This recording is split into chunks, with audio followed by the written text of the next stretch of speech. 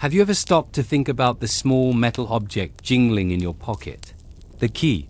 It's such a simple, everyday tool, yet it holds a history as intricate and fascinating as the locks it opens. Today, we're going on a journey, a quiet journey through thousands of years, to unlock the secrets of the key itself. Our story begins not in a modern city, but in the sun-drenched lands of the ancient world, where civilization was just beginning to write its own story. Imagine ancient Egypt around 4,000 years ago. The pharaohs are building pyramids, and society is becoming more complex.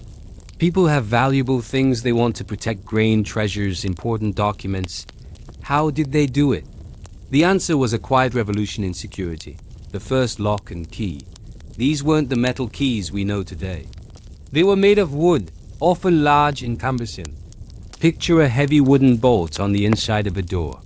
To secure it, you'd slide the bolt into place. But here's the clever part. Inside the bolt were several wooden pins that would drop down from above, falling into corresponding holes drilled into the bolt itself. Once these pins were in place, the bolt was stuck. It couldn't be moved. The door was locked. So, how did you open it? With the key. The ancient Egyptian key was a large, almost toothbrush-shaped piece of wood. It had pegs on its end that matched the pattern of the pins inside the lock. You would insert this key into a slot in the door, lift it upwards, and the pegs on the key would push the pins up out of the bolt. With the pins cleared, you could then slide the bolt back and open the door. It was a simple, yet brilliant, pin tumbler mechanism, the very same basic principle that many modern locks still use today. It's incredible to think that the concept of matching a unique pattern to grant access is thousands of years old. These early wooden locks were a testament to human ingenuity. They weren't just about security. They were a symbol of ownership, of privacy, of having a personal space that was truly yours. The key wasn't just a tool. It was a token of trust and responsibility. As civilizations traded and ideas spread, this technology traveled. In ancient Mesopotamia, similar locking mechanisms have been discovered. The Assyrians, known for their grand palaces and fortified cities, also used early forms of locks to protect their storehouses and royal chambers. These weren't just for the wealthy either. Evidence suggests that even common households used simpler versions to secure their homes.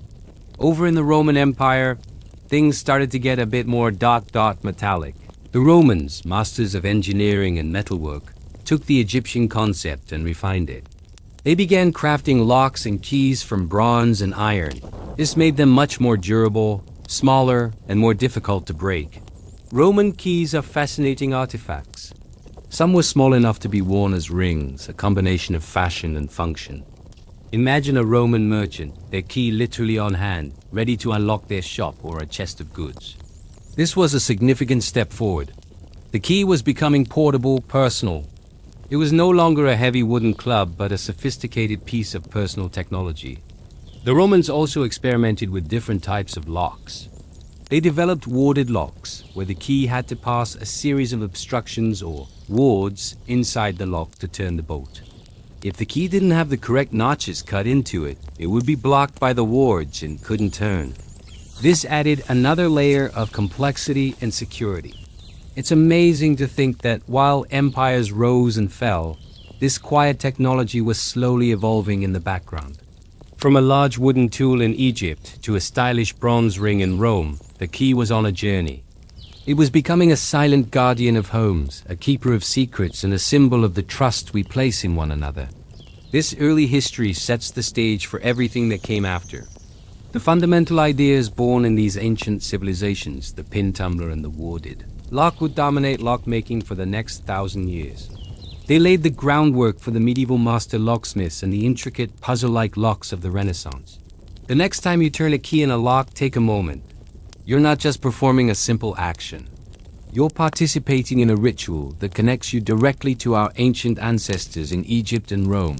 You're turning a piece of history, a quiet testament to a journey that began with a wooden bolt and a handful of pins, forever changing the way we think about security, privacy, and home. Thank you so much for joining me on this first step of our journey into the history of the key. There are so many more secrets to unlock in the chapters to come.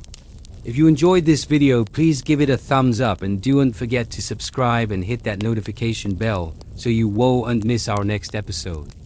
We'd love to have you with us in this journey of the birth of the lock. Hello history buffs and curious minds, welcome back to our channel. Today we're unlocking a story that's thousands of years old, a tale of security, status, and secrets. We're diving deep into the history of the key. It's an object we use every single day without a second thought, but its journey is absolutely fascinating. From simple wooden pins in ancient Egypt to the complex digital systems of today, the key has been a silent guardian of our most precious possessions. So grab a comfy seat as we begin our journey through time, starting with the brilliant minds who transformed the key from a bulky piece of wood into a marvel of metal engineering, the Romans.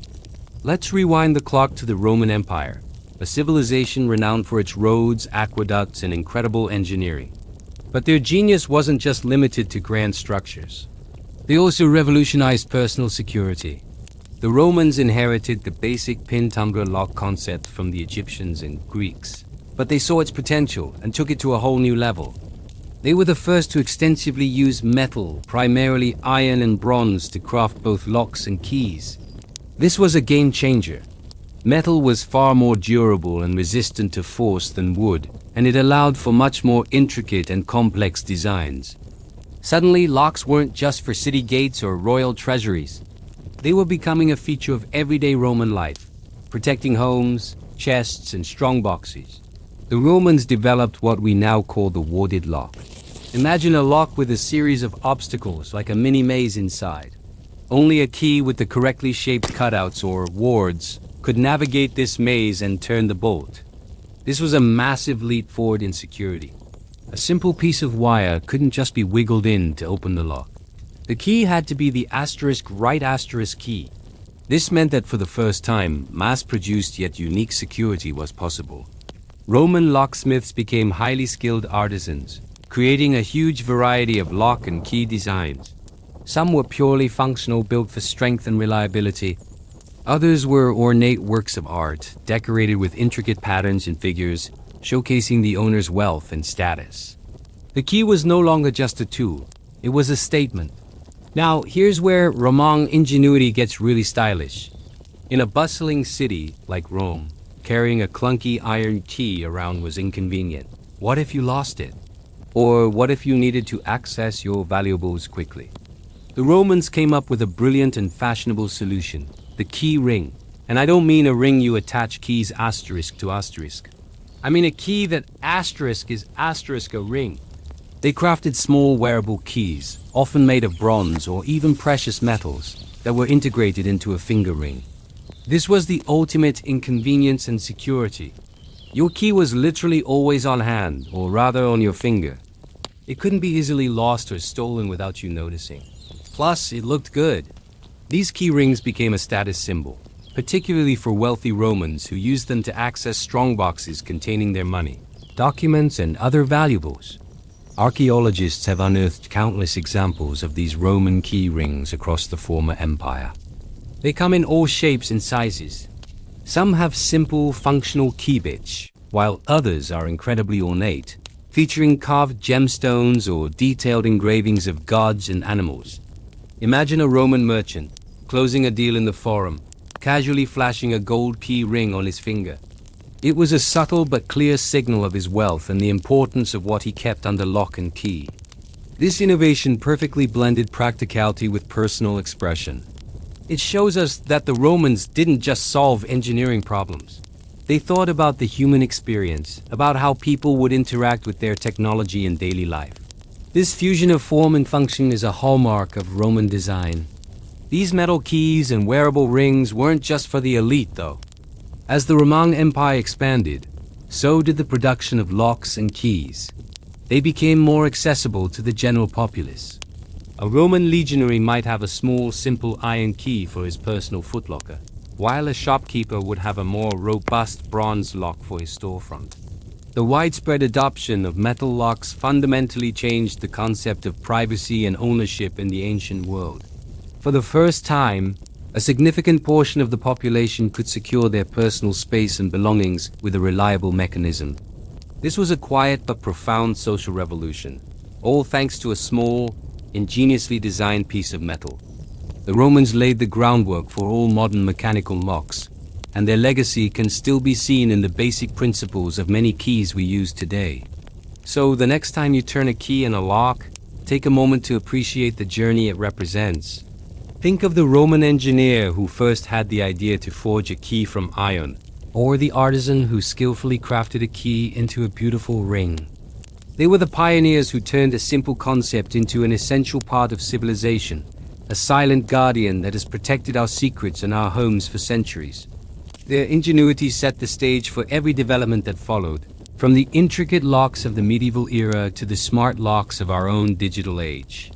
The Roman key is a perfect example of how a small invention can have a massive and lasting impact on the world. Thank you so much for joining me on this exploration of Roman keys. It's amazing what history can teach us about the objects we see every day.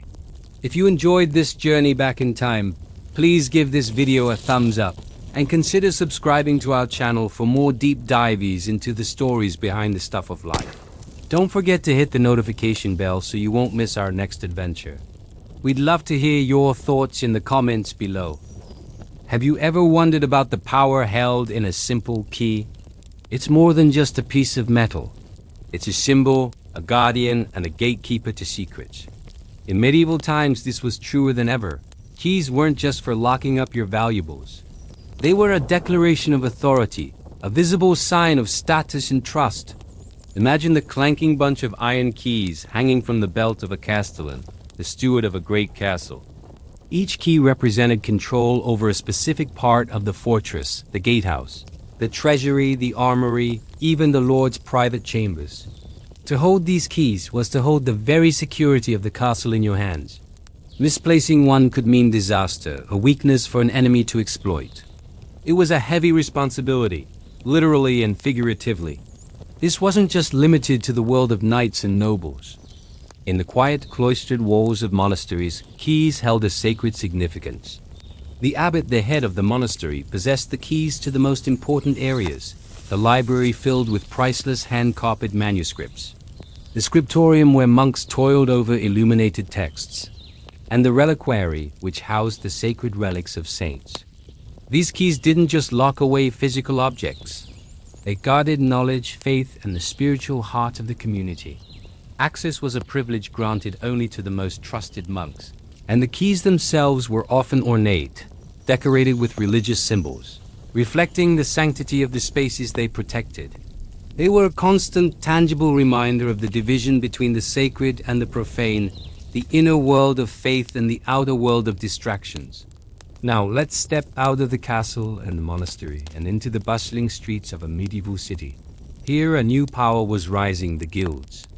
These were associations of craftsmen and merchants, bakers, weavers, goldsmiths who banded together to control their trades. And how did they protect their collective interests and trade secrets? You guessed it, with keys. The guild hall, the central hub of their operations, was a fortress of commerce. The guildmaster held the key to the main hall, where meetings were held and rules were made. But even more important were the keys to the guild's strongbox. This chest, often secured with multiple complex locks, contained the guild's charter, its membership rolls, and its accumulated wealth. Often, these chests required several different keys to open, each held by a different senior member of the guild. This system of shared responsibility ensured that no single person could access the guild's assets or secrets alone. It was a brilliant, low-tech form of security based on mutual trust and collective power.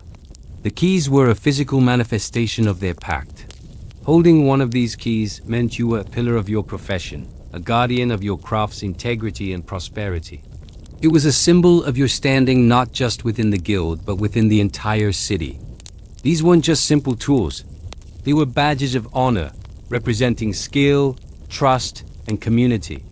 From the grandest castle gate to the most humble guild chest, medieval keys did more than just open doors.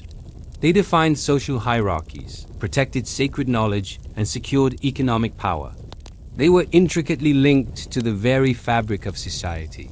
The design of these keys often reflected their importance. A simple key might open a storage shed, but the key to a king's treasury would be a work of art in itself, forged from bronze or iron, with a complex decorative bit and an elaborate bow or handle. Some were even gilded or inlaid with precious materials. These weren't just functional objects. They were status symbols, meant to be seen and admired, a silent broadcast of the owner's importance. Think of the key to the city ceremony that still exists today. Its roots are firmly planted in this medieval tradition. To be given the key to the city was the highest honor a visitor could receive. It symbolized that the city's gates, its defenses, and its trust were open to you. It was a symbolic gesture that you were no longer an outsider, but a welcome and esteemed guest. This shows just how deeply the concept of the key as a symbol of access and authority was embedded in the medieval mindset. It was a universal language understood by everyone, from a king to a common merchant. The variety of medieval locks was just as fascinating. Locksmiths were highly respected artisans, their skills shrouded in secrecy and passed down through apprenticeships. They created everything from simple warded locks, which used fixed obstructions to block the wrong key, to more intricate puzzle locks that required a secret sequence of steps to open.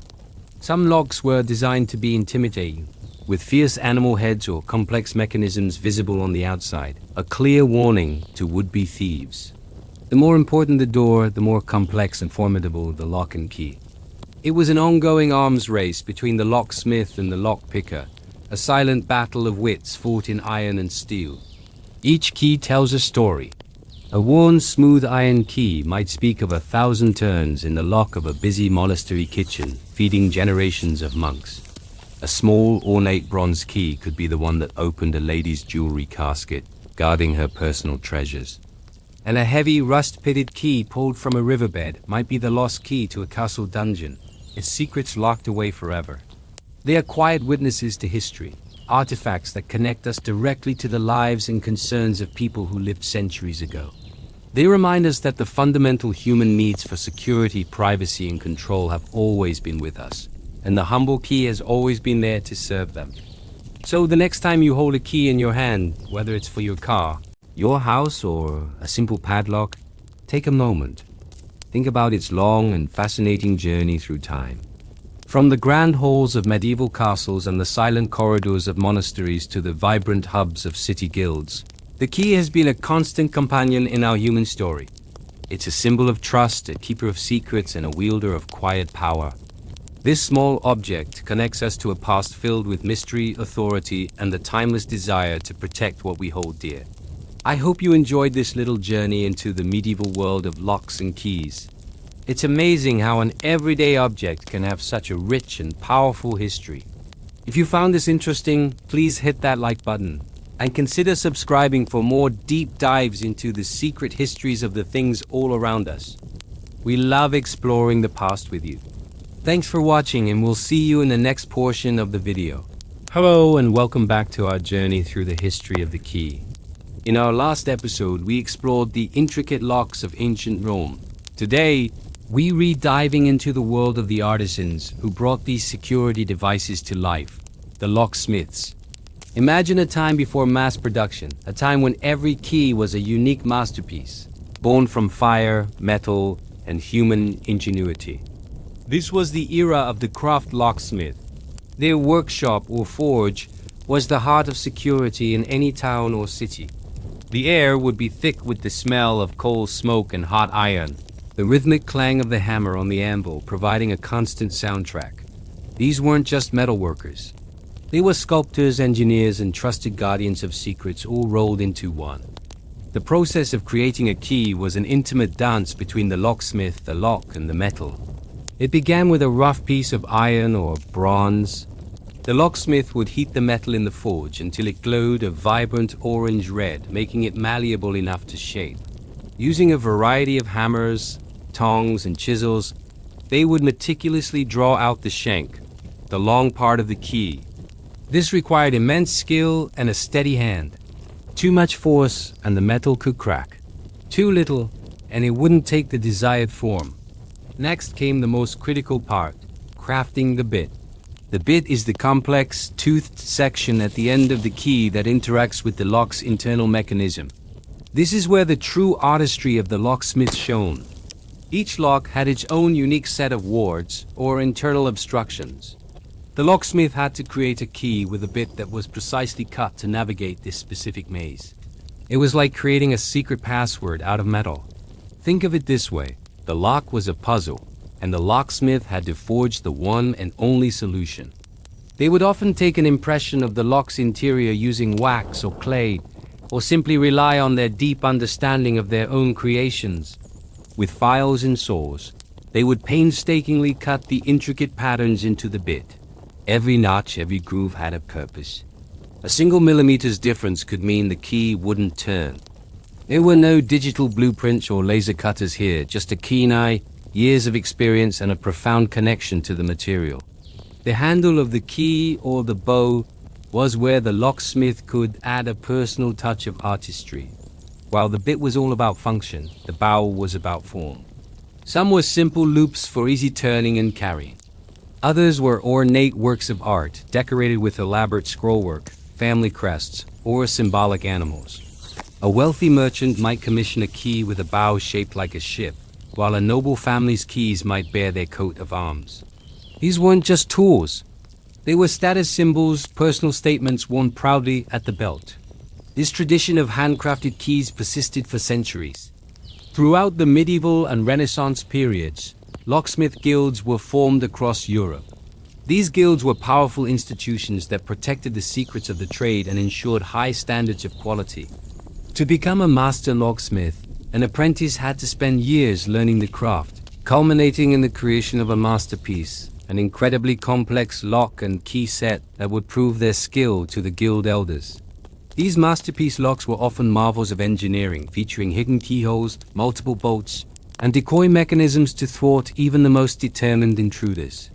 The beauty of this system was its inherent security. Because each key was handmade for a specific lock, there was no one-size-fits-all. If you lost your key, you couldn't just go get a copy made. The locksmith would have to either pick the lock and create a new key from scratch, a difficult and expensive process, or in some cases replace the entire lock. This made each key incredibly valuable and its owner acutely aware of its importance. This is a stark contrast to our modern world of standardized, mass-produced keys. Today, we can get a key copied in minutes at a hardware store. While convenient, we've lost that unique personal connection to the objects that guard our homes and possessions. The old keys were more than just metal. They were a testament to the skill of a dedicated craftsman. They held a story within their hand-forged form, a story of the person who made them, the door they opened, and the secrets they protected. As we move forward in our story, we'll see how the Industrial Revolution began to change the locksmith's craft forever, introducing new materials, new manufacturing techniques, and new ideas about what a lock and key could be. But the legacy of these early artisans, who shaped security with their own two hands, remains locked into the very history of our civilization. Their quiet, patient work laid the foundation for the secure world we live in today. Thank you so much for joining me on this deep dive into the locksmith's craft. It's a history that's both tangible and deeply personal. If you enjoyed this exploration, please consider hitting that like button and subscribing to the channel for more stories from the world of locks and keys. We'd love to have you as part of our community. See you in the next episode. Hello everyone, and welcome back to our channel. Today, we're unlocking a fascinating chapter in the story of the key, moving beyond its everyday function to explore its profound role in ceremony and ritual. We often think of keys as simple tools for security, but throughout history, they have been powerful symbols representing trust, authority, new beginnings, and even the sacred. So let's turn the key on this hidden history and discover how this humble object became a star in some of humanity's most important ceremonies. From ancient times, the act of giving a key was never a casual gesture. It was a weighty transfer of power and responsibility. Imagine being handed the keys to a city. This wasn't just about gaining access through the gates. It was a public declaration of trust and honor. This tradition, known as the key to the city, dates back to medieval times when cities were fortified with walls and locked gates. To be given the key meant you were considered a trusted friend, free to come and go as you please and afforded the city's protection and hospitality. Today, this ceremony continues as a symbolic honor bestowed upon esteemed visitors and residents, a beautiful echo of its ancient origins. It's a powerful statement that says, "Our home is your home. You are welcome here." But the symbolism of the key extends deep into the heart of our personal lives, especially in the sacred vows of marriage. In many cultures, keys have played a beautiful role in wedding ceremonies. In ancient Rome, a groom would present his bride with a set of keys, not just to the house, but as a symbol of her new role as the mistress of the household. This wasn't about ownership of property. It was about shared responsibility and mutual trust. She was being entrusted with the well-being of the family and the home. This tradition has evolved, but the core meaning remains. Sometimes, couples will use an ornate key as part of a unity ceremony, locking a box together to symbolize the joining of their two lives into one unbreakable bond. The key represents their commitment, their shared future, and the idea that together, they hold the key to each other's hearts. It's a tangible representation of a deeply emotional promise. Now, let's ascend from the home to the throne. In the grand theater of coronations and royal investitures, the key has held a position of immense symbolic power. When a new monarch is crowned, they are often presented with the keys to the kingdom or to a significant fortress, like the Tower of London. This isn't about giving them a physical key to a door. It's about bestowing upon them the ultimate authority and responsibility for the realm and its people. The Lord Chamberlain of the royal household in the UK, for instance, carries a key as a badge of office, symbolizing their access to the monarch and their administrative power within the court. This ceremonial key represents control, governance, and the sacred duty to protect the nation. It visually affirms the monarch's role as the ultimate guardian, the one who holds the security and future of the kingdom in their hands. It's a moment of pure political and spiritual theater, where a simple object signifies the weight of an entire nation. The key's spiritual significance also shines brightly in religious ceremonies and blessings. Think about house blessings, a tradition practiced in various faiths. A new home is a new beginning, a sanctuary. During a house blessing ceremony, a key is often blessed and used to unlock the home for the first time in a ritual sense. This act symbolizes opening the home not just to the family, but to peace, happiness, and divine protection. It's about consecrating the space, turning a mere building into a sacred haven. In Christianity, the keys of heaven, given to St. Peter, are a cornerstone of papal authority, symbolizing the power to bind and loose, to grant access to the kingdom of heaven. This makes the key one of the most powerful spiritual symbols in the Western world, representing divine authority and the pathway to salvation. It's a reminder that keys can unlock more than just physical doors. They can represent the opening of our hearts and souls to something greater. From the city gate to the family home, from the royal palace to the sacred altar, the key has been a silent yet eloquent participant in our most meaningful rituals. It has been used to signify trust between strangers, love between partners, authority over nations, and our connection to the divine. Each ceremonial key tells a story of transition, responsibility, and new beginnings. It's a testament to our human need for symbols, for tangible objects that can hold our deepest hopes, promises, and beliefs. The next time you hold a key in your hand, take a moment to think about this incredible journey. This small piece of metal is not just a tool. It's a vessel of history, a carrier of secrets, and a symbol of the powerful connections that bind us all together. Thank you so much for joining me on this journey through the ceremonial history of the key. I hope it's given you a new appreciation for this everyday object. If you enjoyed this video, please give it a thumbs up. And don't forget to subscribe to our channel and hit that notification bell so you won't miss our next exploration into the fascinating world around us. We love hearing from you, so please leave a comment below and share any ceremonial uses of keys from your own culture or experience. Until next time, stay curious. Hey everyone, and welcome back to our journey through the history of the key. Last time we explored the fascinating world of Roman locks. Today we're jumping forward in time, right into the heart of the Renaissance, to witness the rise of a truly elegant and ingenious piece of technology, the barrel key. So picture this. It's the Renaissance. Europe is bursting with art, innovation, and, let's be honest, a lot of wealth. Merchants, nobles, and guilds are accumulating valuable goods, documents, and treasures. They needed a better way to protect their possessions than the relatively simple locks of the past. The old Roman-style keys were good, but they were bulky and could be picked by a determined thief with a bit of know-how. The demand was high for something more secure, more compact, and dare I say more stylish. Enter the warded lock and its companion, the barrel key. This wasn't a sudden invention, but more of an evolution. Locksmiths who were becoming true artisans started refining existing ideas. The core concept of a warded lock is beautifully simple. Inside the lock, there's a series of obstructions like little metal plates or ridges called wards. Think of it like a maze. For the lock to open, the key must have a specific pattern of notches and cuts that allows it to navigate this maze perfectly, bypassing all the wards to turn the bolt.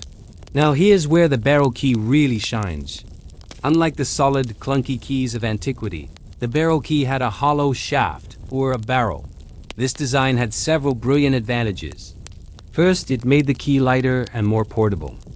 You could actually carry it without feeling like you were lugging around a piece of hardware. This hollow shaft would slide over a pin, called a key pin, or guide pin, fixed inside the lock. This pin served two purposes. It helped to align the key perfectly and added an extra layer of security. If a thief tried to use a simple wire or a blank key, it would get blocked by this central pin. The bit of the key, that S the part at the end with all the intricate cuts, was where the real magic happened. The complexity of these cuts corresponded directly to the arrangement of the wards inside the lock. The more complex the wards, the more intricate the key's bit had to be, and therefore, the more secure the lock was. A simple lock might only have one or two wards, but a high-security lock for a royal treasure chest could have a labyrinth of them. This new technology spread like wildfire. Suddenly, these beautiful, often ornate barrel keys were being used for everything. They secured the doors of magnificent cathedrals, the gates of city palaces, and the heavy lids of personal coffers. They weren't just functional, they became status symbols. A wealthy merchant might have a key made of brass or even bronze, with a decorative bow. That's the handle part shaped like a family crest, a mythical creature, or an intricate floral pattern. These keys were pieces of art in their own right, showcasing both the owner's wealth and the locksmith's incredible skill. Think about the psychology of this. Handing someone the key to your city or your home was a profound gesture of trust. The key itself, with its unique and secret pattern, was a physical representation of that trust and of the boundary between the public world and your private, protected space. These weren't just lumps of metal. They were the gatekeepers to secrets, to wealth, to safety. The era of the barrel key and the warded lock would dominate for centuries. It was the standard in security all the way through the 17th and 18th centuries. While we now knew these locks can be picked by skilled individuals, for their time they represented a massive leap forward in personal security. They laid the groundwork for all the locking mechanisms that would follow, setting a new standard for what it meant to keep something safe. The barrel key is a quiet hero of history, a small object that allowed for a greater sense of privacy and ownership, fundamentally changing how people lived and protected their worlds. That's all for this chapter of our story. It's incredible how a small, hollow tube of metal could hold so much importance, isn't it? Join me next time as we unlock the next evolution in key technology and see how the quest for the unpickable lock continued. Thank you so much for watching. If you found this journey into the renaissance of lock-making interesting, please give this video a thumbs up. And don't forget to subscribe and hit that notification bell so you don't miss our next episode. Hello and welcome back. Today we're taking a deep dive into something small but incredibly powerful, a tool that has guarded secrets for centuries. We're talking about the history of the key, and specifically its role in the world of hidden compartments and secret drawers. Imagine the gentle click of a tiny key turning in the lock of an antique writing desk. It's more than just a sound. It's the sound of privacy, of secrets being secured. Long before digital passwords and encrypted files, these small, often ornate keys were the gatekeepers to our most personal thoughts and treasured possessions. In a world where privacy was a luxury, a locked drawer was a personal fortress. These weren't the heavy industrial keys we use for our front doors. They were delicate, intricate, and often beautiful objects in their own right. A lady might keep the key to her jewelry box on a ribbon around her neck, a constant, tangible reminder of the precious things it protected. A gentleman might have a specific key for his study cabinet, where he kept sensitive business papers or personal letters. The key itself became a status symbol, a sign that you had something worth protecting. Think about the sheer ingenuity of the furniture makers of the 17th, 18th, and 19th centuries. They were not just craftsmen, they were masters of deception. They built desks, cabinets, and chests with false bottoms, hidden panels, and spring-loaded drawers that could only be opened with a specific key, or sometimes by pressing a secret spot on the furniture itself. These weren't just for spies and schemers. Everyday people used them to safeguard their valuables from prying eyes or opportunistic thieves. A common design was the secrétaire à habitant, a French writing desk with a drop-down flap. Behind this flap, you'd find a collection of small drawers and pigeonholes. While some were obvious, others were cleverly concealed. You might need to remove one drawer to find the release for another, or turn a decorative column to unlock a hidden section. And the key was the first line of defense. Without it, these secrets remained locked away. It was a physical two-factor authentication, hundreds of years ahead of its time. You needed the key, and you needed the knowledge of how the compartment worked. Let's talk about what was being protected. It was everything that mattered. For some, it was love letters, tied in a silk ribbon, hidden from a disapproving family. The key didn't just lock a drawer. It guarded a forbidden romance. For others, it was a last will and testament, ensuring that final wishes were respected. A key could protect a family's financial future, securing documents that represented land, inheritance, or investments. Consider the jewelry box. These were often marvels of craftsmanship. A single key could unlock the main compartment, but inside there might be further locked sections for the most valuable pieces. A pearl necklace, a diamond brooch, an engagement ring from a past love, all safe under lock and key. The key wasn't just protecting monetary value. It was protecting sentimental value, memories, and stories. Losing that tiny key could mean losing access to a lifetime of personal history. This era also saw the rise of the personal diary. People poured their hearts out onto paper, writing down their hopes, fears, and daily observations. These journals were intentionally private. The small, simple lock on a diary, operated by an equally small key, was the only thing standing between the writer's innermost soul and the rest of the world. That key represented trust in oneself and a shield against the judgment of others. It was a tangible promise of silence. The psychology of it is fascinating. The act of turning a key and locking something away is a powerful ritual. It's a way of saying, "This part of my life is for me and me alone." It creates a physical boundary where a social one might not be possible. In a crowded household, a locked drawer in a writing desk was a small island of personal space. It was a place where secrets could rest, undisturbed. Even the design of the keys and locks evolved. Locksmiths became artists, creating complex mechanisms that were difficult to pick. The key's bit, the part that enters the lock, had intricate cuts and wards. The more complex the cuts, the more secure the lock. This constant innovation was driven by the fundamental human need for security and privacy. The legacy of these keys and their secret compartments lives on. Today, we might use a password manager or a biometric scanner, but the principle is the same. We are still seeking ways to protect our information, our valuables, and our secrets. The humble key was one of the first and most enduring solutions. It's a quiet hero in the long story of human privacy. Every time you see an antique cabinet or a vintage writing desk, remember that it might still hold secrets waiting for the right key to bring them back into the light. These objects are not just furniture. They are silent storytellers, holding a history of whispered confidences and guarded treasures. Thank you so much for joining me on this journey through locks and secrets. If you enjoyed this glimpse into the past, please hit that like button, subscribe to the channel, and ring the bell so you don't miss our next adventure. We love hearing from you, so drop a comment below and let us know if you've ever found a secret compartment. See you in the next chapter. Stay curious. Have you ever wondered about those old ornate keys you see in antique shops or movies? The ones that look like they could unlock a treasure chest or a secret garden. Today, we're unlocking the story of one of the most mysterious and romanticized of all keys, the skeleton key.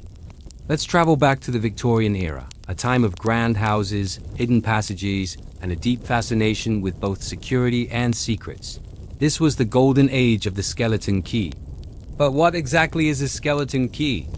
The name itself sounds a bit spooky, doesn't it? It gets its name because it's been stripped down to its bare bones, its essential parts. To understand how it works, we need a quick lesson in old school locks. Back then, many locks, especially for interior doors, used a simple mechanism called a warded lock. Imagine the keyhole having a specific shape, like a maze with obstructions called wards inside. A key had to have corresponding notches cut out of it to bypass these wards and turn the lock. If your key didn't have the right cuts, it would hit a ward and stop. Now, here's where the genius of the skeleton key comes in. A clever locksmith realized that if you removed most of the key's blade, leaving only the very end bit needed to throw the bolt in a thin shaft, you could bypass almost all the wards. It was a master key of its time, designed to open many different warded locks, as long as they were of a similar type. The Victorians were absolutely captivated by them. These weren't just functional tools. They were works of art. Look at the intricate designs on the bow, the part you hold. You'll see beautiful scroll work, floral patterns, and elegant, almost lace-like details. They were often made of brass or iron, and carrying one felt like you held a little piece of architectural beauty in your hand. For the growing middle class living in new Victorian homes, skeleton keys were a practical solution. Instead of a heavy ring of different keys for every room, the parlor, the study, the bedroom, one or two skeleton keys could often do the job for all the interior doors. It was a symbol of convenience and modern living. But there's a flip side to this convenience, a more intriguing, almost romantic aspect. The skeleton key became a powerful symbol in literature and the popular imagination of the time. It represented access, knowledge, and the unlocking of secrets. Think of classic stories where a protagonist finds a long-lost skeleton key that opens a forbidden room, a dusty attic, or a secret diary box. The key isn't just opening a door. It's opening a new chapter, revealing a hidden truth. This idea tapped right into the Victorian obsession with privacy and the hidden lives people led behind closed doors. Every family had its secrets, and the skeleton key was the imagined tool to uncover them. It was the key to the haunted wing of the manor, the key to Bluebeard's forbidden chamber. It held a sense of mystique and a little bit of danger. This symbolism is so powerful that it's still with us today. When we talk about a key to success or the key to understanding something, we're often picturing something like a skeleton key, a single, simple tool that can unlock complex problems. So why don't we see skeleton keys and warded locks much anymore? Well, as you can imagine, a key designed to open many locks isn't exactly the peak of security. As the world moved into the 20th century, concerns about theft and privacy grew. A much more secure technology, the pin tumbler lock, became the standard. This is the kind of lock most of us have on our front doors today. Each pin tumbler lock is unique to its key, making it much harder to pick or bypass with a simple master key. The skeleton key, once a symbol of modern convenience, became a relic of a bygone era. It was replaced by a system that prioritized individual security over universal access. The grand old houses with their warded locks were either updated or fell into disrepair, and the skeleton key was retired. But its journey didn't end there. It transitioned from a practical object to a collectible one, cherished for its beauty and the stories it represents.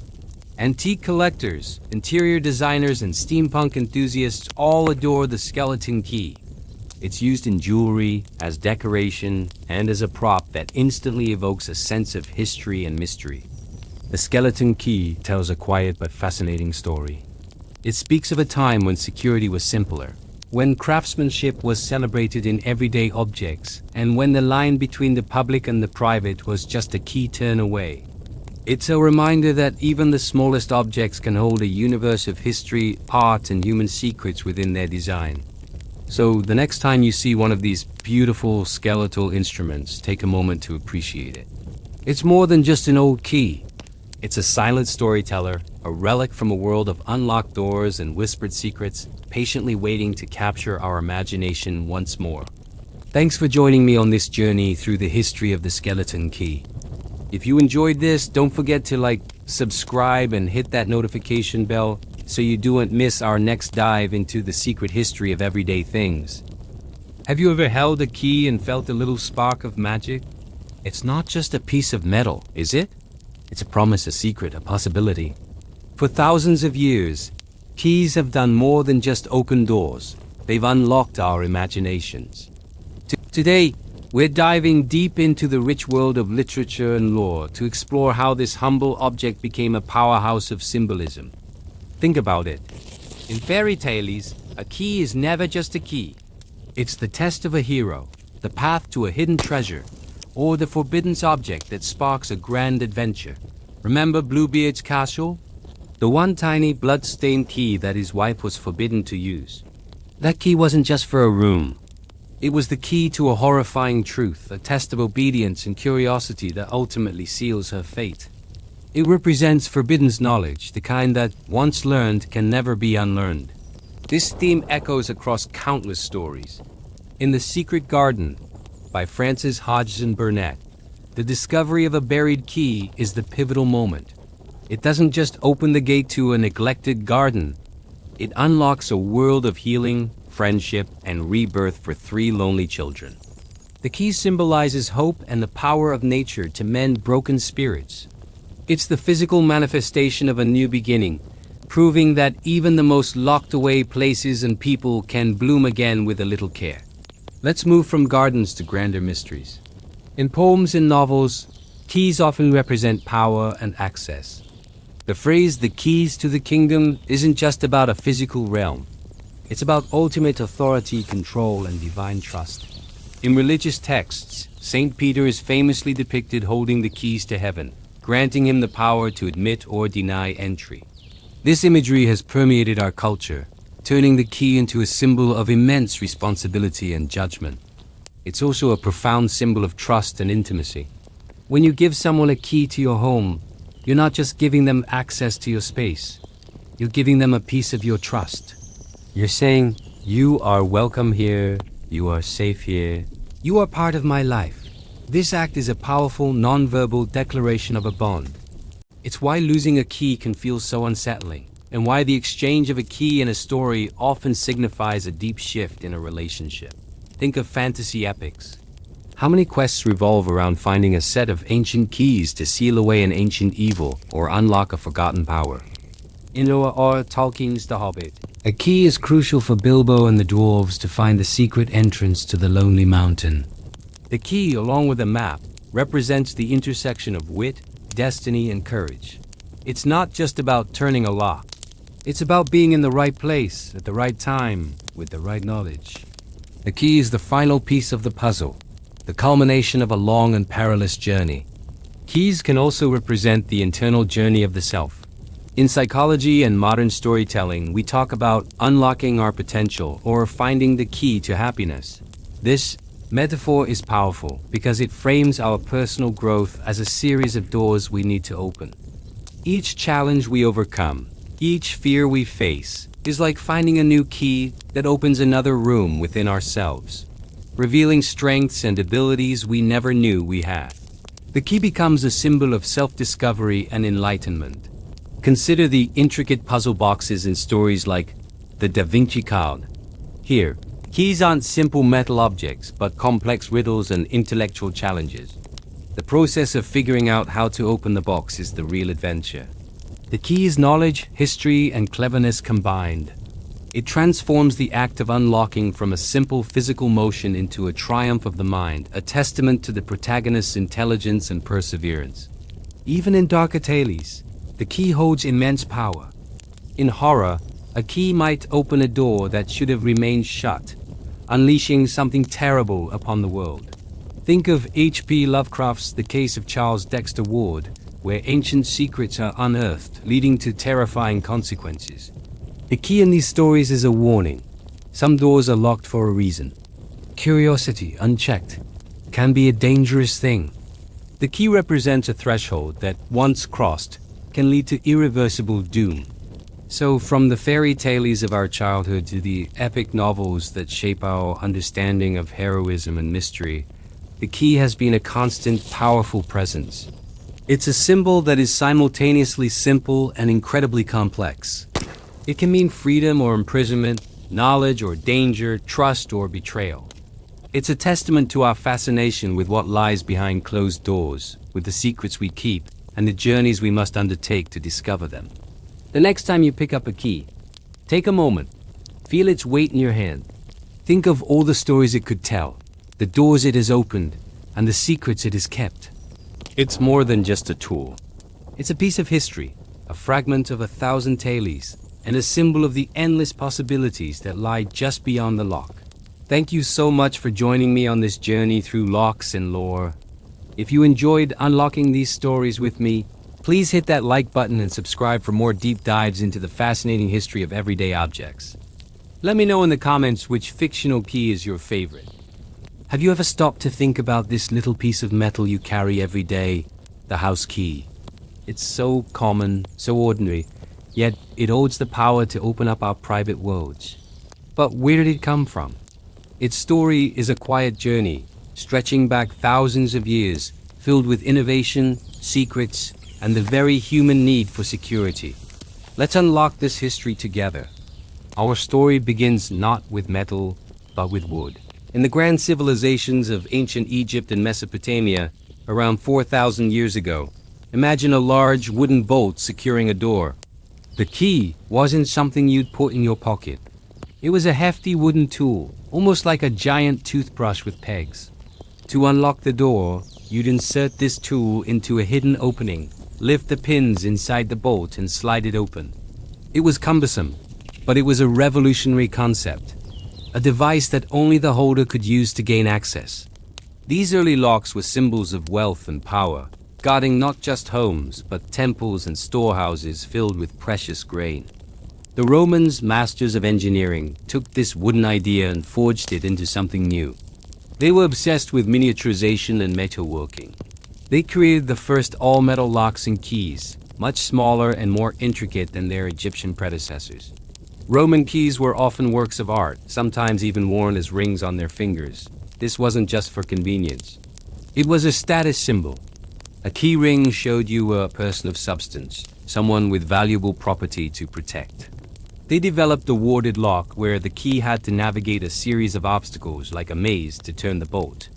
It was a clever design that would dominate security for over 1,000 years. After the fall of Rome, the world of lockmaking entered a sort of dark age. While the basic Roman designs persisted, innovation slowed.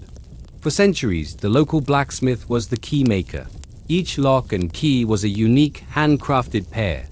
If you lost your key, you couldn't just get a copy made.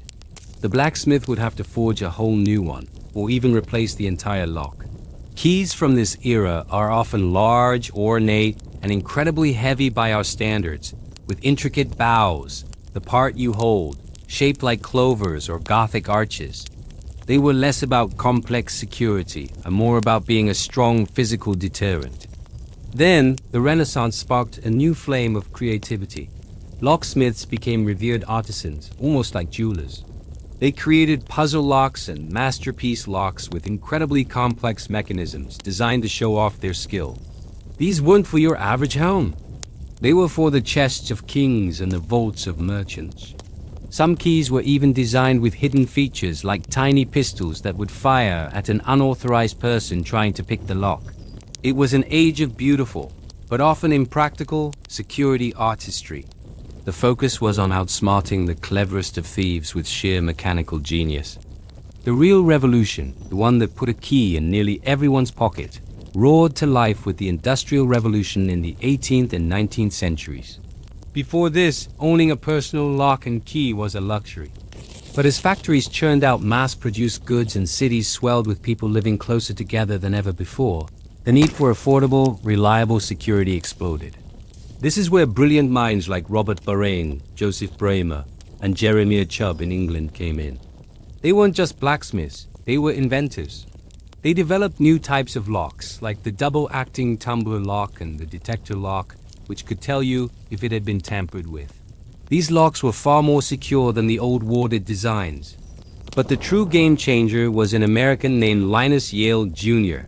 In the 1860s, inspired by the ancient Egyptian pin tumbler concept, Yale perfected the small flat key and the compact pin tumbler lock that we still use today. This design was brilliant. It was relatively easy to mass produce, meaning it was affordable. It could be configured into millions of unique combinations, meaning it was secure. And the keys were small and light enough to be carried easily. This was the birth of the modern house key. Suddenly, shopkeepers, office workers, and homeowners in the growing cities could secure their own private spaces. The 20th century saw the standardization of these keys. Companies like Schlage and Kwikset refined the manufacturing process, making locks and keys an accessible commodity. The familiar sight of a janitor with a huge ring of jangling keys became a cliché for a reason. Different keys were needed for every door. This led to the invention of master key systems, an ingenious design allowing one special key to open multiple different locks, a lifesaver for managing large buildings like hotels and offices. The key wasn't just about locking a single door anymore. It was about managing access across entire properties. And that brings us to today. The physical metal key is facing its first real challenge in centuries. We have key cards, electronic fobs, keypads with codes, and even biometric scanners that use our fingerprints or faces. Our smartphones can now act as digital keys, allowing us to grant temporary access to a visitor from halfway around the world. The very idea of a key is transforming from a physical object into a piece of digital information. So, the next time you slide that familiar piece of metal into your front door, take a moment to appreciate it. This simple object is the result of a 4,000-year-old journey.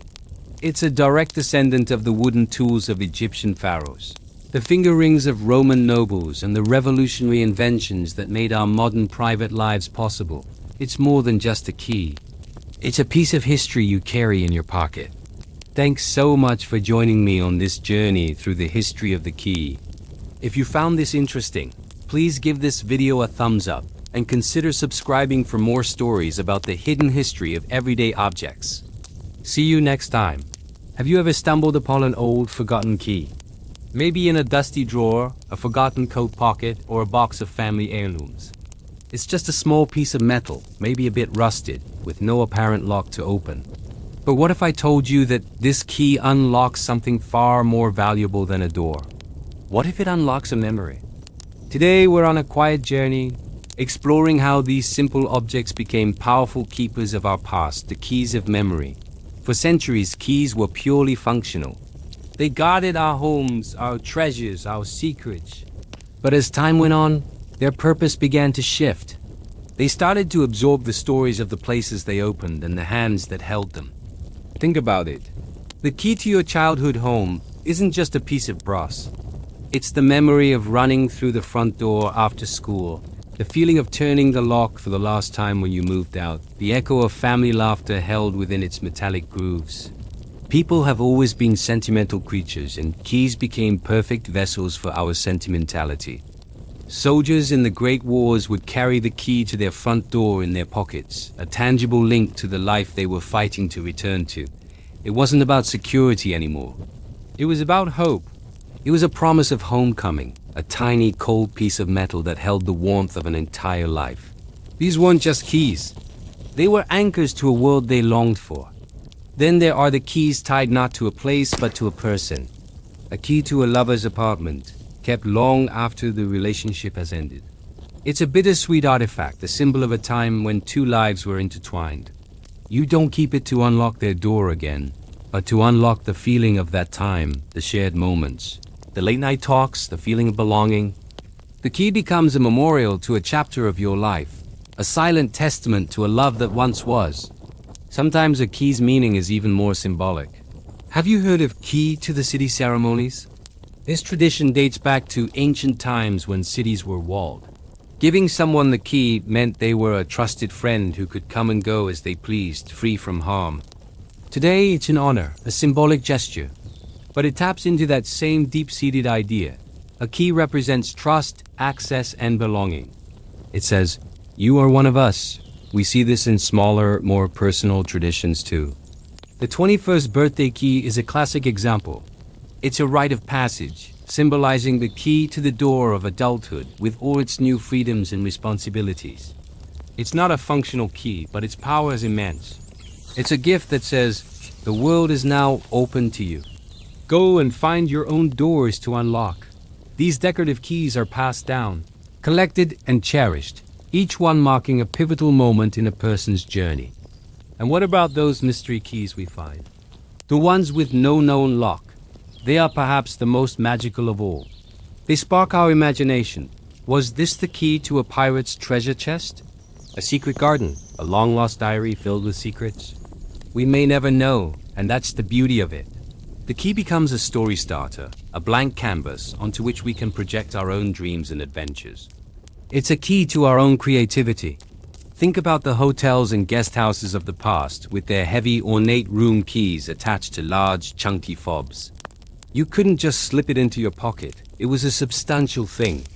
And when travelers took them home, either by accident or as a souvenir, they took a piece of that place with them. That key from a Parisian hotel isn't just for a room. It's a portal back to the scent of croissants in the morning, the view of the Eiffel Tower from the window, the feeling of being a stranger in a beautiful city. It's a key to a moment in time. In our digital age of key cards and biometric scanners, the physical key is becoming a relic. We unlock our lives with passcodes and fingerprints. But this is precisely why the old-fashioned key has become an even more potent symbol of memory.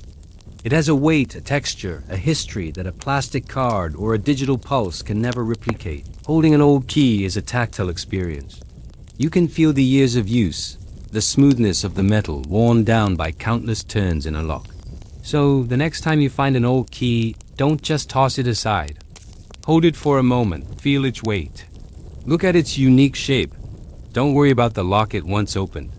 Instead, ask yourself what memories it might unlock. It's a tiny, silent historian, a keeper of secrets, and a tangible piece of a story that is now a part of yours. These aren't just tools. They are the quiet custodians of our journey, the keys to who we were and what we remember. Thank you so much for joining me on this journey through locks and secrets. If you enjoyed this story, please give this video a like and consider subscribing for more explorations into the quiet history of everyday things. Now, keep looking for the stories hidden all around you. Have you ever had that heart-stopping moment? You're standing at your front door, the rain is starting to fall, your arms are full of groceries, and you reach into your pocket ... only to find it empty. That familiar, cold, metallic weight isn't there. Your key is gone. Suddenly, your own home, your sanctuary, becomes an impenetrable fortress. That feeling, that mix of frustration, vulnerability, and sheer panic is a universal experience. It's a modern-day drama played out in pockets and purses around the world. But this tiny piece of metal we so easily misplace has a history as rich and complex as the locks they redesigned to open. It's a story of security, status, and secrets, and it all begins with the simple, frustrating act of losing a key. Today, we're going on a whimsical journey through time, exploring the history of the key through the lens of one of its most defining characteristics, its uncanny ability to get lost. So let's rewind time, long before the frantic pocket padding we know today. Imagine ancient Egypt around 4,000 years ago. The first keys weren't the pocket-sized metal things we carry now. They were large, wooden, almost club-like objects, some up to 2 feet long. You'd carry it over your shoulder like a tool. Losing one of these would be like losing your suitcase. You'd definitely notice. These early Egyptian keys operated a simple pin tumbler lock, also made of wood. The key would lift a set of pins, allowing a bolt to be slid open. It was a brilliant invention, primarily used to protect valuable grain stores and temples. Losing the key to the town's granary wasn't just a personal inconvenience. It could mean a community-wide crisis. The search party wouldn't just be you. It would be half the village, combing through sand and reeds. The lost key scenario was a public affair, a far cry from the quiet internal panic we feel today. Now let's journey forward to the Roman Empire. The Romans, masters of engineering and metalwork, took the Egyptian concept and miniaturized it. They crafted keys from bronze and iron, creating intricate designs that were not only functional, but also symbols of wealth and status. The most affluent Romans wore their keys as rings on their fingers. This wasn't just for convenience. It was a fashion statement. It declared, "I have valuable things to protect." A key ring was the ancient equivalent of a luxury watch or a designer handbag. But think about it. Wearing your key on your finger also made it incredibly vulnerable. A slip while washing your hands at the public baths, a snag on a piece of fabric in a crowded marketplace, or even a thief with a quick hand could leave you locked out of your own villa. The panic of losing a key became more personal, more tied to one's social standing. The search would involve retracing your steps through the bustling Roman Forum, hoping your precious key ring hadn't been trampled into the dust or pocketed by an opportunist. It became a story whispered among servants, a moment of vulnerability for the powerful. As we move into the Middle Ages, castles and cathedrals rose across Europe, and with them came the need for even more robust security. Locks and keys became works of art, crafted by master blacksmiths. They were huge, ornate, and incredibly complex. The jailer or the castellan, the keeper of the castle's keys, held a position of immense trust and power. Their keys, often worn on a large ring hanging from their belt, were a visible symbol of their authority. Losing one of these keys was unthinkable. It wasn't just about being locked out. It was a catastrophic security breach. A lost key could mean a prisoner's escape, a rival army gaining entry, or the theft of the crown jewels. The search for a lost medieval key would have been a desperate, systematic affair. Guards would be interrogated, dungeons searched, and every corner of the sprawling castle complex turned upside down. The stakes were impossibly high. The quiet panic we feel is a distant echo of the sheer terror a medieval keykeeper must have felt at the sight of an empty hook on their belt. With the dawn of the Industrial Revolution, the mass production of locks and keys democratized security. Suddenly, it wasn't just the wealthy or the powerful who could lock their doors. Ordinary people could afford a simple lock for their home. This is where the modern experience of the lost key truly begins. Keys became smaller, more numerous, and more losable. Every family had a collection. The front door key, the back door key, the shed key, the key to a little diary, the key to a music box. And so, the forgotten drawer was born. You know the one? That junk drawer in the kitchen or the dusty box in the attic, filled with a tangled mess of orphaned keys. Keys that have long forgotten which lock they belong to, silent witnesses to past homes, old jobs, and forgotten secrets. Each one is a little metal ghost. This one might have opened your first apartment. That one might have started a car you sold a decade ago. We don't throw them away because well, what if? What if we suddenly remember what it's for? This collection of lost and found keys becomes a physical archive of our own lives, a quiet museum of locked away memories. And that brings us right back to today, standing at our own front door. The technology has changed. We have key cards that beep, fobs that chirp, and even phones that unlock our homes with a tap. We have biometric scanners that read our fingerprints. You'd think we would have engineered our way out of the problem of losing our keys. But have we? We still lose the key card. We misplace the fob. Our phone battery dies at the most inconvenient moment. The quiet panic of being locked out persists. It has just changed its form. It's a fundamental human experience, this momentary separation from our place of safety and belonging. It reminds us that no matter how advanced we become, we are still reliant on these small tokens of access. The hunt for the lost key is a timeless ritual. It's the frantic retracing of steps, the desperate emptying of bags, the calling of a friend or family member for the spare. It's that sigh of relief when your fingers finally close around its familiar shape at the bottom of a forgotten coat pocket. So, the next time you misplace your keys, before the frustration takes over completely, take a second. Think about the long, quiet journey that little piece of metal represents. Think of the Egyptian guards, the Roman aristocrats, the medieval jailers, and all the generations of ordinary people who have felt that same little jolt of panic. Your lost key connects you to a 4,000-year-old story of security, status, and the simple, human act of forgetting. It's a small object that holds immense power. The power to secure our world, and the power to throw it into momentary chaos. And in the end, the story of the key isn't just about locks and secrets. It's about the universal, sometimes comical, and always humbling experience of being human. Thanks for joining us on this journey through time. If you've ever had a funny or frustrating story about losing your keys, share it in the comments below. We'd love to hear it. And don't forget to lock that subscribe button and hit the notification bell so you don't lose your key to our next video. Have you ever wondered how a hotel manager can open any room, or how a school principal has access to every classroom? The answer is a fascinating piece of lock technology, the master key. This isn't some magical skeleton key from a movie. It's a brilliant feat of engineering that has quietly shaped how we manage access in large buildings for over a century. Today, we're unlocking the story of the master key. The concept of a key that can open multiple different locks isn't new, but it's widespread. Systematic use is a product of the modern era. As buildings grew larger and more complex in the late 19th and early 20th centuries, think sprawling hotels, multi-story office buildings, and expansive university campuses, a new problem arose.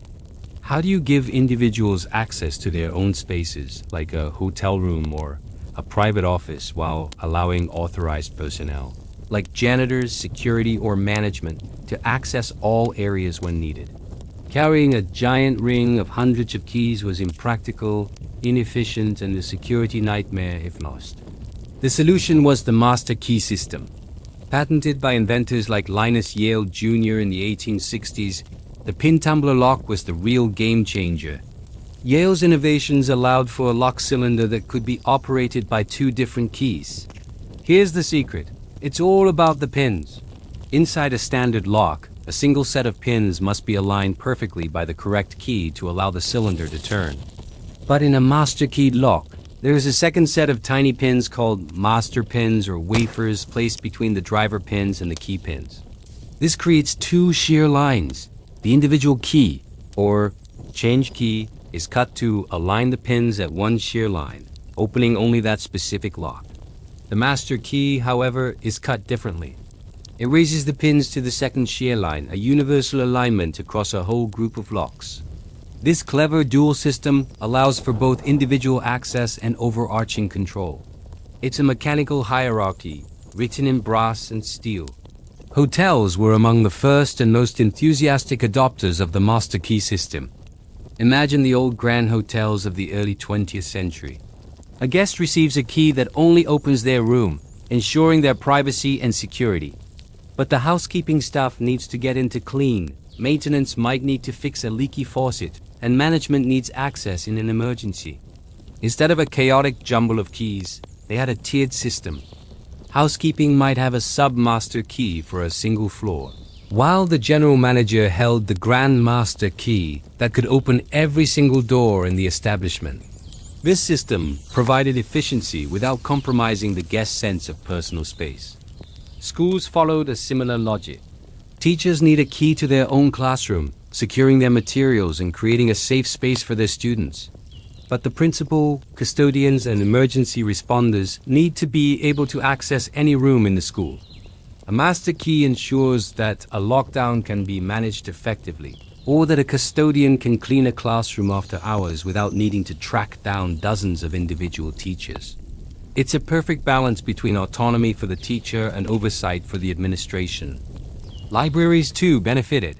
While the main areas are open to the public, Libraries have countless back rooms, archives, special collection vaults, and staff offices.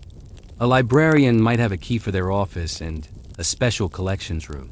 But the head librarian or facilities manager needs a master key to oversee the entire building's security and operations. It allows them to protect priceless books and historical documents while still running the facility smoothly. Of course, the master key isn't without its risks. The very existence of a key that can open everything creates a single point of failure. If a grand master key is lost or stolen, the security of the entire building is compromised. This is why institutions have incredibly strict protocols for who can possess a master key and how it is stored. They are often kept in secure lockboxes, signed in and out, and their duplication is heavily restricted. The loss of a master key can trigger the costly and time-consuming process of rekeying an entire building. Over the years, the technology has evolved. Today, we have electronic keycard systems that function on the same principle. Your hotel keycard is programmed to open only your room for the duration of your stay. A housekeeper's card is programmed for a specific set of rooms, and the manager's card provides universal access.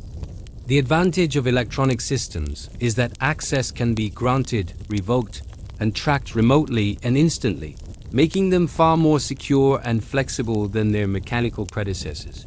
If a master keycard is lost, it can simply be deactivated. The story of the master key is a quiet one, but it's a powerful example of how a simple innovation can solve a complex logistical problem. It's a tale of trust, security, and hierarchy, all hidden within the intricate mechanics of a lock. It allows our largest and most important institutions to function, balancing the universal need for access with the personal right to privacy. The next time you see a janitor opening a series of doors with a single key, you'll know the century-old secret they hold in their hand. Thanks for joining us on this journey through the history of the key. If you found this interesting, please give this video a like, and don't forget to subscribe for more stories about the hidden history of everyday objects. See you next time. Have you ever stopped to think about this little object you carry every day? Your key. It's small, metallic, maybe a little jingly, but this humble tool has a history as rich and intricate as the locks it opens. It's a story of innovation, security, and secrets, a quiet journey that spans thousands of years. So grab your keys and let's unlock the past together. Our story begins over 4,000 years ago in ancient Egypt. Imagine the sprawling palaces and granaries along the Nile. The Egyptians needed a way to protect their valuable grain from thieves. Their solution was ingenious, a large wooden lock with a series of pins inside. To open it, you needed a massive wooden key, shaped almost like a toothbrush. You'd insert this key, lift the pins, and slide the bolt open. These weren't pocket-sized keys. They were so large they were often carried over the shoulder. It was a simple concept, but it laid the foundation for every lock and key that would follow. It was the first time humanity created a device not to build or destroy, but to simply secure. As civilizations rose and fell, the Romans took the Egyptian design and, as they did with many things, perfected it. They were master metal workers and they miniaturized the lock and key. Out went the clunky wooden bolts, and in came compact, durable locks made of iron and bronze. For the first time, keys became personal. They were small enough to be worn, often integrated into rings. A key ring wasn't just a fashion statement. It was a symbol of wealth and status. It declared, "I have something worth protecting." The Romans also introduced wards obstacles inside the lock that the key had to navigate.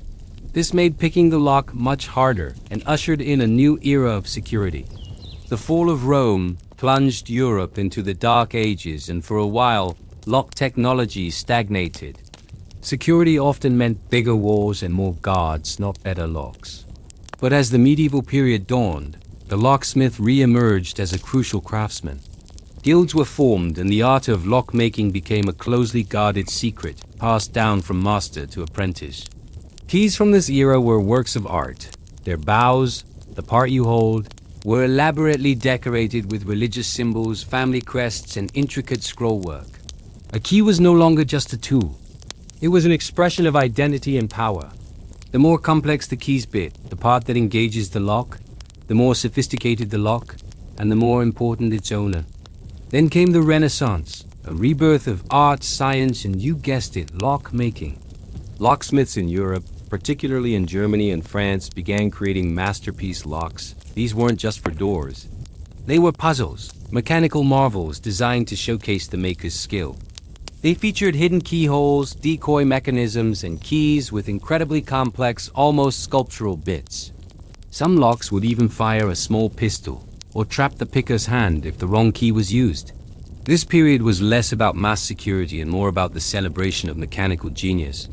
The key became a testament to human ingenuity, a tiny, intricate machine that guarded the treasures of the wealthy and powerful. The Industrial Revolution changed everything. Suddenly, things needed to be made quickly, cheaply, and uniformly. The era of the one-of-a-kind, handcrafted lock was drawing to a close.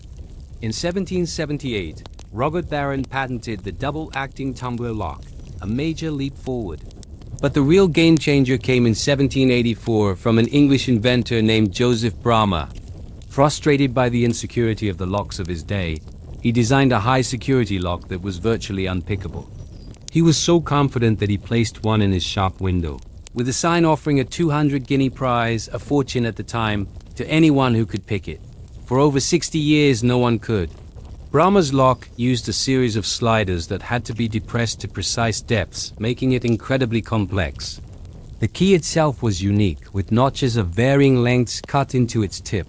This emphasis on precision and complexity set a new standard for security. Then in 1818, another Englishman, Jeremiah Chubb, invented the detector lock. If someone tried to pick it, a special lever would jam the lock, and the owner's key would then have to be turned a second time in the opposite direction to reset it. This meant the owner would know if their lock had been tampered with. It was a brilliant innovation, adding a layer of intelligence to the mechanics of security. But the name most of us associate with keys today is Yale. In the 1840s, Linus Yale Sr. began patenting pin tumbler locks, inspired by the ancient Egyptian design. However, it was his son, Linus Yale Jr., who perfected it and created the lock we all recognize. In 1861, he patented a small flat key with serrated edges and a compact lock mechanism. It was simple, effective, and most importantly, easy to mass produce. The Yale lock democratized security. No longer was high-level protection the exclusive domain of the rich. Now, anyone could afford a reliable lock for their front door. The flat, serrated key became the global standard, so ubiquitous that we barely even notice it anymore.